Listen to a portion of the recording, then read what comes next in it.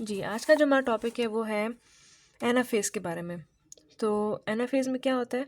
The centromere of each chromosome splits, the spindle fibres pull the chromatids apart to the opposite poles. अब होता ये है कि जो सेंट्रोमेयर जो होते हैं दोनों क्रोमोसोम्स के, वो स्प्लिट हो जाते हैं, वो डिवाइड हो जाते हैं।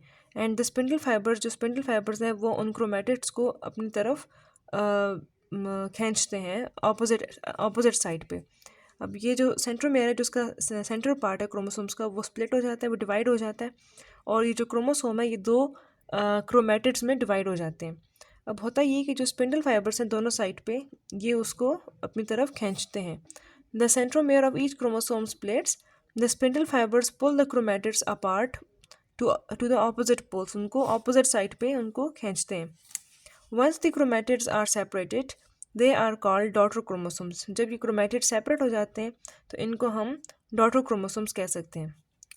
अब जो अर्ली एनाफेज है उसके अंदर क्या होता है? In the early anaphase the centromere split. Early anaphase में सिर्फ जो सिंपली सेंट्रोमेयर है वो स्प्लिट हो जाता है। Half the chromosomes move to one pole and half to the other pole.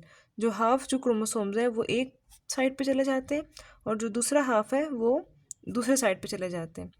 जो लेट एनाफेज है, लेट एनाफेज, इसके दो स्टेजेस हैं ना, एक अर्ली एनाफेज और एक late anaphase. In late anaphase, the chromosomes have almost reached their respective poles. The cell membrane begins to move inward at the center. अच्छा, अब जो अर्ली एनाफेज में ये होता है कि जो सेंट्रोमेयर स्प्लिट होता है, जो क्रोमोसोम्स हैं वो अपनी अपनी जगहों पे चले जाते हैं। लेट एनाफेज में ये होता है कि जो क्रोमोसोम्स हैं वो अब अपनी जगहों पे पहुंच गए और अब जो ये जो सेल मेम्ब्रेन है, सेल मेम्ब्रेन ये अब अंदर की तरफ बंद हो रही है आहिस्ता आहिस्ता। मतलब हो ये रहा है कि ये जो सेल है ये अब आहिस्ता आहिस्ता, ये अब जो सेल है वो डिवाइड होने लग पड़ा है। पहले क्रोमोसोम्स डिवाइड हुए और अब सेल डिवाइड होने लगा है। और सेल के डिवाइड होने के लिए जो सेल मेम्ब्रेन है वो अंदर की तरफ डिवाइड हो रहा है आहिस्ता आहिस्ता। अब लेट एनाफेज तक इतनी स्टेज है। इसके बाद जो आगे जो स्टेज होगी उसके अंदर आहिस्ता आहिस्ता ये जो सेल मेम्ब्रेन है ये बिल्कुल ही अंदर की तरफ चला जाएगा। तो आज हमने एनाफेज के बारे में हमने पढ़ा।